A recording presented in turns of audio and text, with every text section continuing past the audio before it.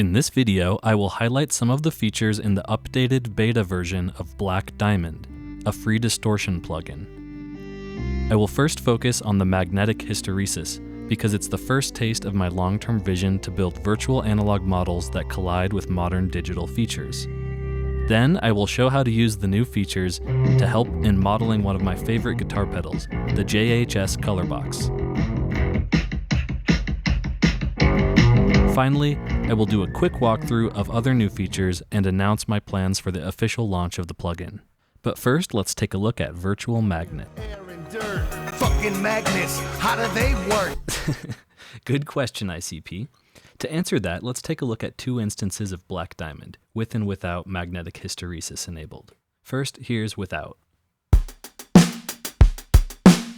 And then on the other instance, we have hysteresis enabled. You can see in the probe that with hysteresis enabled, the nonlinearity is no longer static. There's a dynamic system reacting to the input. This is modeled after the behavior we observe in magnetic components like tape machines and transformers. The effect is usually more subtle, which we can get by turning down the coercivity. But for a demo, I've turned the hysteresis way up to where it's doing something resembling compression, which you should be able to hear even on phone speakers.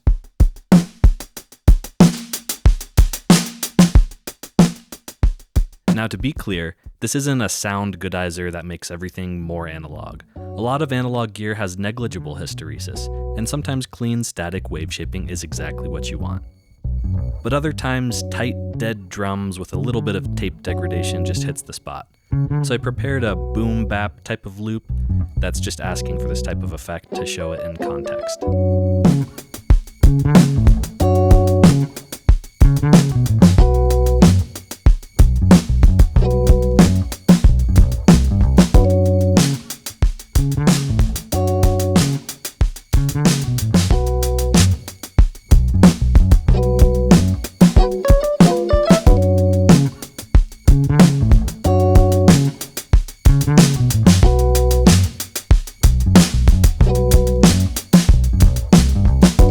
You should be able to hear the tail of the snare drum dampening, making it sound shorter and tighter.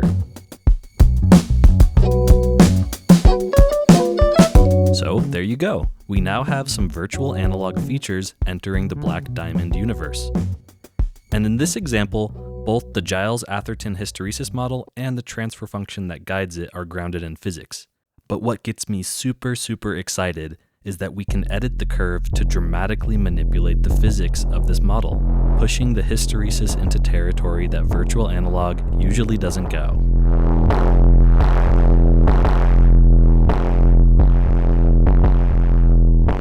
This idea of colliding the worlds of virtual analog with modern wave shaping is something I've been wanting to do for almost 2 years, and is the reason I've been learning to write plugins. In a previous 3-episode series, I showed how to build the Jiles-Atherton hysteresis model from scratch, the same algorithm used in tape emulators like Chow Tape. The key observation is that this model has feedback, modeling how saturated magnets resist being unmagnetized. But inside this dynamic system is a transfer function that shapes the saturation. The first step of this model is to measure how a magnetic material saturates in a condition where there's no dynamics. This is called the anhysteretic magnetization, meaning the part with no memory, no state, no history. This is analogous to using the Black Diamond probe to capture a static transfer function. But what really excites me is the creative potential. We can replace with any curve and plug it back into the hysteresis model, dramatically shifting the harmonic color. It's inspired by the aliveness of virtual analog circuits, but pushed to limits only possible in our digital imaginations. I hope those creative possibilities are inspiring, and I'm excited to see what the community comes up with. But I think it's fair that we take a step back and just evaluate how well we can do at modeling a challenging piece of gear like the JHS Color Box. This pedal is modeled after a Neve 1073 preamp and has magnetic components via 2 Lundahl transformers and some interesting clipping behavior, which at different drive setting ranges from subtle preamp warmth to aggressive fuzzy distortion.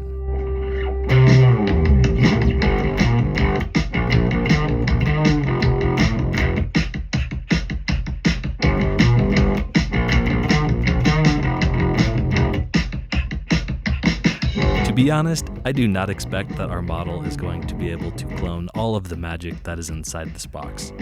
But I think it's a great place to start from, get some inspiration, and see where our virtual analog falls short. In order to probe the color box, I will first set up a test signal with M-Oscillator, a free plugin. I choose a 0 dB sine wave somewhere around 300 Hz. Then, I'll add another track and add Ableton's external audio effect. In each DAW, this process might be a little bit different. And in my setup, I have the color box going out on output 3 and coming back in on input 11. Finally, I set the color box track to accept inputs and route the test signal to it. This is correctly passing our test signal to the color box set up as a clean preamp currently, so let's hook up the probe and then test out the preamp at different drive settings.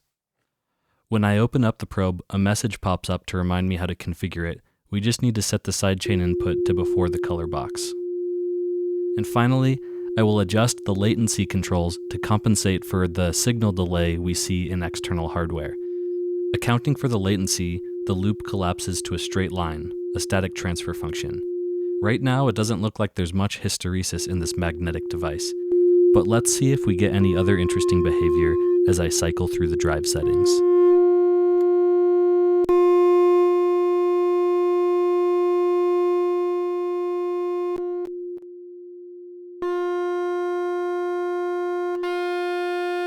It definitely looks like there's some interesting and state-dependent behavior going on at the higher drive settings. We can also switch over to the time domain mode to see how this affects the waveform.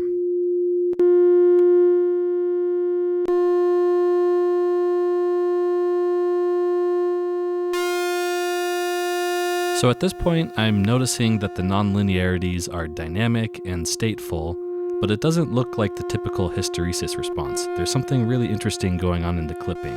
So our static transfer functions might not be able to capture this. But I'll still take a couple snapshots and see how close we can get with the new Black Diamond Distortion, curve blending, and scanning. What you can't see in the video is that this step knob is indented. So I'm able to systematically increase the gain by a fixed and consistent amount and then take a snapshot. And after repeating this process a couple times, I have a library of the different snapshots of JHS color box transfer functions. Now let's A/B the captured snapshots with the real hardware. We can load the Black Diamond Distortion plugin, and then by clicking on one of the mixer channels and the folder icon, we can bring up the preset browser for the different curves in our collection. So I'm going to search for the color box captures I just took, and then I'm going to show them in the Finder. And now we can drag our curves into the Black Diamond Distortion. It populates each mixer channel with our different snapshots, and we can scroll through them like a wavetable. But what I'm seeing is that these curves don't really look like what we were seeing before. Let me turn the audio on.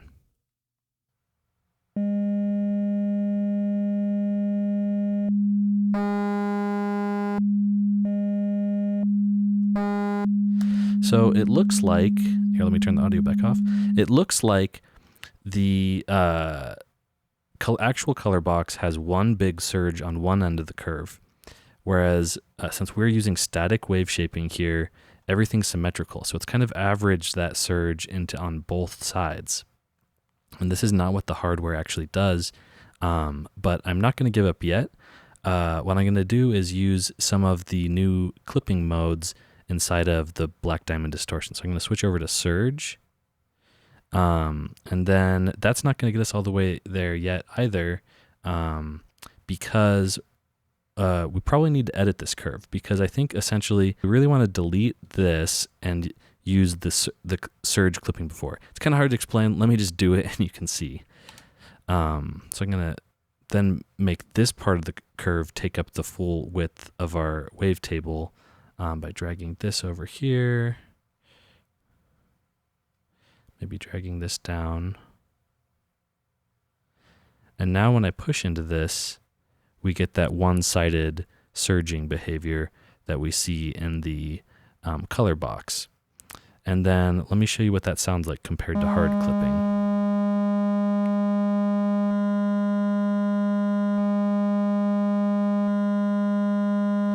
So it definitely changes the color we get out of the sound to use this surging.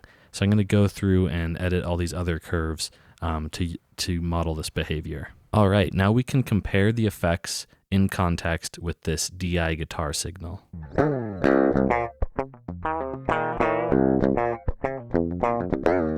Here's what it sounds like with the color box.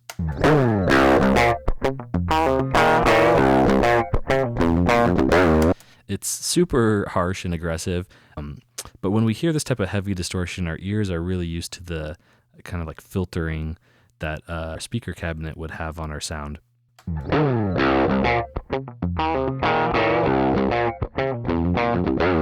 And then I also usually wouldn't just have the color box go right into a cab. I'd usually have an amplifier or an amp sim in front of it. So here's a Fender Bassman at a really low gain setting.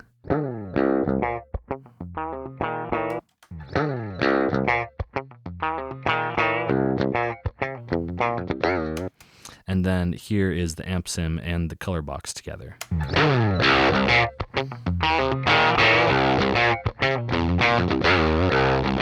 All right, and then we can hear the Black Diamond Distortion.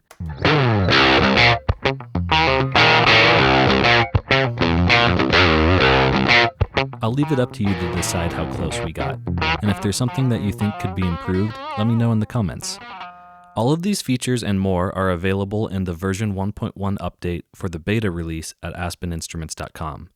It now also includes a Linux installer, which was a popular request, but a warning that I've only tested that it builds in my CI environment. In general, there are so many features that across all environments I expect some bugs will be run into. I really appreciate all the bug reports which get sent to support@aspeninstruments.com, and I'm aiming to have an official release with all the major bugs shaken out by next month. Next, I will highlight a few more of the updated features, many of which were inspired by comments on the last video, such as this next feature which allows us to automate the mixer sliders. Since the mixer now supports up to 100 lanes, I have the automatable parameters hidden by default. In DAWs that support hidden parameters, such as Ableton, you expose the ones you want to automate by clicking Configure and wiggling the controls. And in other DAWs, like Logic, you'll just have a giant list by default. Sorry about that. With the parameters exposed, I can now use my MIDI controller to manipulate the distortion in real time.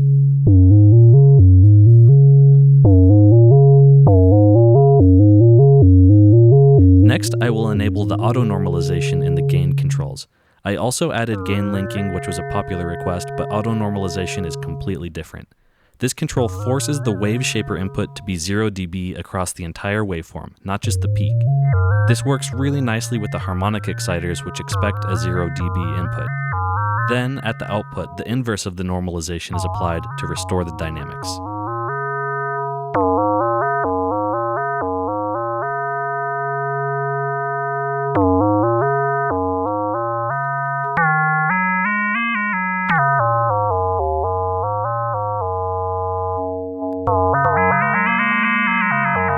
A lot of the positive feedback on the version 1 plugin was centered around how it was fun to adjust the harmonic sliders. So now it's a true central performance control you can automate with DAW or a MIDI controller. But it felt weird that that central control would disappear in different editing modes like it did in version 1.0. So now the sliders are pulled out at the top level, and you click on a mixer channel to swap out the curve or edit it. It's almost like each mixer channel contains its own instance of the version 1 plugin. So for example, if you want to load curve presets, you first click on the mixer channel and then the folder icon to load the curve preset browser.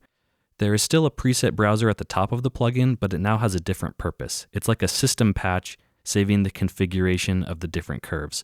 I'll talk about that more later. Another popular request was to make it easy for people to share hardware snapshots and other curves with each other. So now there's an online preset browser built right into the plugin where you can preview, download, and share transfer functions. Shout out to Jeffrey Day, who made some great captures and was the first to help me beta test this feature. Outside of the harmonic exciters and the preset browser, you can still define the curve by equation or edit it by hand with spline anchors or the various paint brushes. But now we can stack several of these different modes in the mixer channel and blend them together by adjusting the sliders, opening up many more performance possibilities.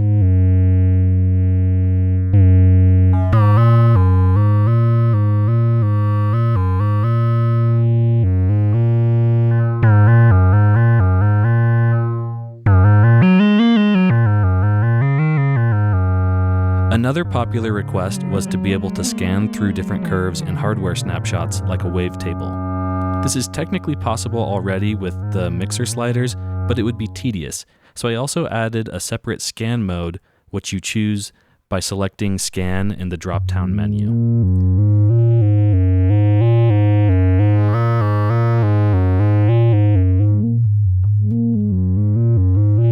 And then, just because I was feeling on a roll, I added a third mode that nobody asked for, where you can stack the curves in series to get a more aggressive sound, kind of inspired by how tube amplifiers have cascaded stages, each ever so slightly biased or asymmetrical, resulting in the cascade being more harmonically rich than we would get from a single stage of tube amplification.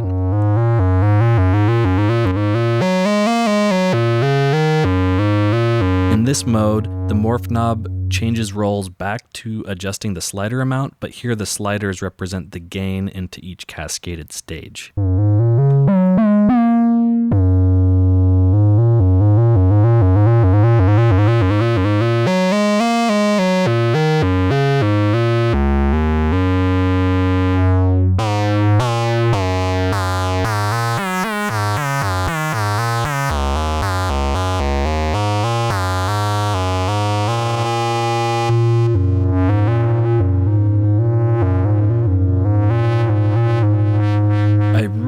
Put a lot of thought and effort into keeping the user experience of this plugin simple, but with all of the requested features, there's just no way around adding this level of complexity of a two-tiered preset system.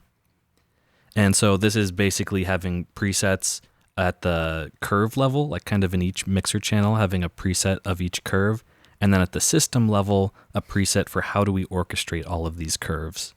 If you've used Serum or other wavetable oscillators, this is sort of analogous to having a system-level patch compared to having just like a wavetable preset.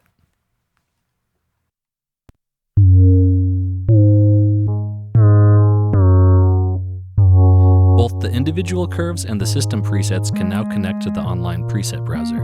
You can search, preview, and download the presets. You can also upload the presets directly within the patch to share with others. Let me quickly build a patch that demos the new LFO modulator and spline anchor animation, and then we can upload it to the cloud. After arming the dial icon and then dragging a spline anchor, we can adjust the morph dial to animate the recorded gesture.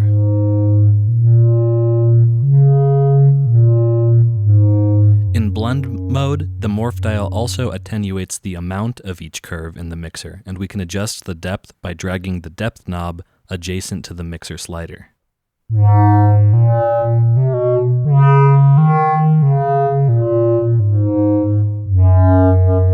We can also automatically modulate the morph dial by enabling an LFO and then increasing the modulation depth on the morph dial. Now this patch is animating the spline anchors with an LFO. Let's try increasing the LFO speed.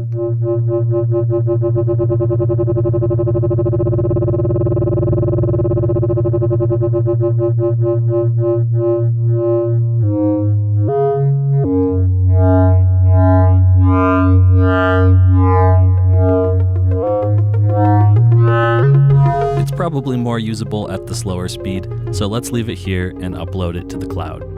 To upload to the cloud, we first save the preset, then we open the preset browser and click the upload icon next to the preset. While previewing and downloading presets does not require an account, uploading does require a verified account for security purposes. After publishing, the preset is available to everyone at the Aspen community page and the in-app preset browser.